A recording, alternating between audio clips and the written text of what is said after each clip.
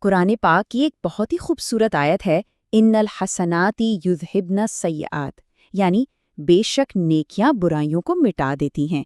یہ ایک ایسا طاقتور خیال ہے نا، جو امید اور ایک نئی شروعات کی بنیاد ہے۔ تو چلیں آج اس میں گہرائی سے اترتے ہیں۔ ہم سب سے غلطیاں ہوتی ہیں، گناہ ہوتے ہیں، اور پھر ایک سوال ہے جو پریشان کرتا ہے کہ ان کے اثرات کو ختم کیسے کیا جائے؟ کیا واقعی ماضی کی غلطیوں کو مٹانا ممکن ہے؟ کیا ایک کلین سلیٹ، ایک نئی شروعات ہو سکتی ہے؟ اسی پر آج ہم بات کرنے والے ہیں۔ اور جواب بہت ہی پازیٹیو ہے، بہت امید والا ہے۔ سوچیں ذرا، جیسے کسی فلم کو ریوائنڈ کرتے ہیں، بالکل اسی طرح۔ کیا یہ ممکن ہے کہ ہم اپنی زندگی میں کی گئی غلطیوں کو ٹھیک کر لیں، سب کچھ واپس اپنی اصلی حالت میں لے آئیں؟ یہ صرف کوئی خواہش نہیں ہے، بلکہ یہ ایک ایسی حقیقت ہے جسے حاصل کیا جا سکتا ہے۔ تو اس پوری گفتگو میں ہم کیا کیا کور کریں گے؟ ہم بات کریں گے خزانے بدیوں پر، پھر دیکھیں گے اس کا ایک الہی نسخہ، پھر جانیں گے کہ استقامت کا راز کیا ہے، روح کی صفائی کیسے کی جائے، اور فائنلی کہ آج سے شروع کیسے کرنا ہے۔ تو سب سے پہلے بات کرتے ہیں خزائن بدیوں کی، یعنی اس بوجھ کو سمجھنے کی جو ہماری غلطیوں سے ہمارے اوپر آ جاتا ہے۔ یہ لفظ خزائیں بدیوں اصل میں ایک بہت ہی خوبصورت میٹافر ہے۔ مطلب کیا ہے اس کا؟ دیکھیں، جیسے خزاں کے موسم میں درختوں سے پرانے سوکھے پتے جھڑ جاتے ہیں نا، بالکل اسی طرح جب ہم نیکیاں کرتے ہیں تو وہ ہمارے گناہوں کو جھاڑ دیتی ہیں۔ ہر ایک نیکی سمجھے کہ ایک سوکھے پتے کو گرا رہی ہے۔ تو ٹھیک ہے، یہ بوجھ تو سمجھ آ گیا، مگر اس کا علاج کیا ہے؟ وہ طاقتور، وہ بنیادی نسخہ کیا ہے جو اللہ نے خود قرآن میں دیا ہے؟ اور وہ نسخہ اس آیت میں ہے، ان الحسناتی یذہبن السیئات، بے شک نیکیاں برائیوں کو مٹا دیتی ہیں۔ سورہ ہود آیت 114۔ یہ امید کا ایک سمندر ہے۔ سیدھا سادہ اصول ہے، غلطی ہو گئی فوراً اس کے بعد ایک نیکی کر لو۔ یہی وہ فارمولا ہے جو مایوسی کو ختم کر دیتا ہے۔ اوکے، تو یہ الہی اصول تو مل گیا، لیکن سوال یہ ہے کہ یہ اتنا ضروری کیوں ہے؟ اس پر مستقل رہنا ہماری روحانی مضبوطی کے لیے اتنا اہم کیوں ہے؟ اصل بات پتہ ہے کیا ہے؟ استقامت، یعنی دین پر جمے رہنے میں سب سے بڑی رکاوٹ ہمارے وہ پچھلے گناہ ہیں جنہیں ہم نے ٹھیک نہیں کیا۔ چھوٹی چھوٹی غلطیاں جنہیں ہم نظر انداز کر دیتے ہیں نا، وہ جمع ہوتی رہتی ہیں اور ہماری روح کو اندر سے کمزور کر دیتی ہیں، اور پھر جب کوئی بڑا اہم موقع آتا ہے تو یہی کمزوری ہمیں ثابت قدم نہیں رہنے دیتی۔ اس کی ایک مثال قرآن جنگ احد سے دیتا ہے۔ دیکھیں یہ پروسیس کیسے کام کرتا ہے۔ پہلا سٹیپ، ماضی کے گناہ۔ چھوٹی چھوٹی غلطیاں ہوتی ہیں جن پر توجہ نہیں دی جاتی۔ جنگ احد میں کچھ صحابہ کے ساتھ بھی یہی ہوا۔ پھر آتا ہے دوسرا سٹیپ، روحانی کمزوری۔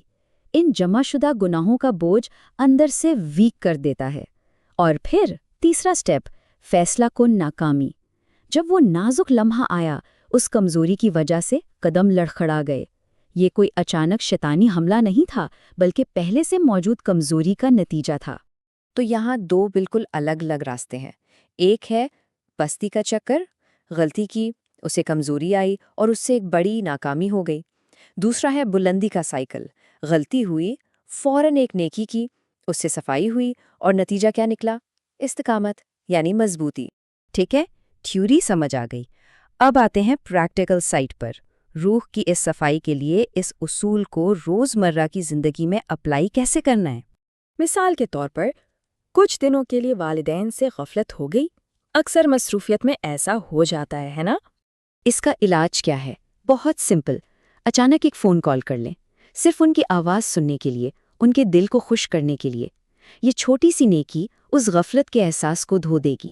چلیں ایک اور مثال لیتے ہیں۔ کسی دوست کی غیبت ہو گئی، ایک عام غلطی ہے لیکن دل پر بوجھ بن جاتی ہے۔ اس کا علاج، رات کی تنہائی میں، تہجد میں اس دوست کے لیے دعا کریں، اس کے لیے بخشش مانگیں۔ یہ عمل نہ صرف اس غلطی کو مٹائے گا بلکہ دل کو بھی حسد اور بغض جیسی چیزوں سے صاف کر دے گا۔ تو یہ تو کچھ مثالیں ہو گئیں، لیکن ان سب کے علاوہ اسی آیت میں ایک ایسی چیز کا ذکر ہے جو روح کی صفائی کا سب سے طاقتور ذریعہ ہے۔ اور وہ کیا ہے؟ وَأَقِمِ الصَّلَاةَ، اور نماز قائم کرو۔ جی ہاں، نماز۔ یہ وہ روشنی ہے جو گناہوں کے اندھیروں کو دور کرتی ہے۔ یہ ایک ریگولر صفائی کا نظام ہے جو گناہوں کو دل میں جڑ پکڑنے ہی نہیں دیتا۔ تو چلیں اب فائنل سٹیپ کی طرف، اس پورے نظام کو، اس الہی اصول کو اپنی ڈیلی لائف کا حصہ کیسے بنایا جائے؟ یہاں کچھ بہت ہی پریکٹیکل چھوٹے چھوٹے سٹیپس ہیں۔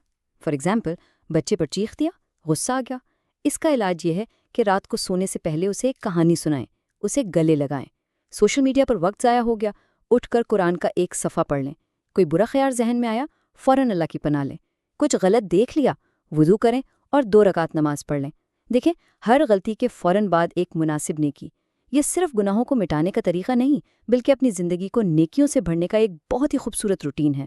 تو اب سوال یہ ہے کہ اپنی روح کی صفائی کے لیے ہم سب کا پہلا قدم کیا ہوگا؟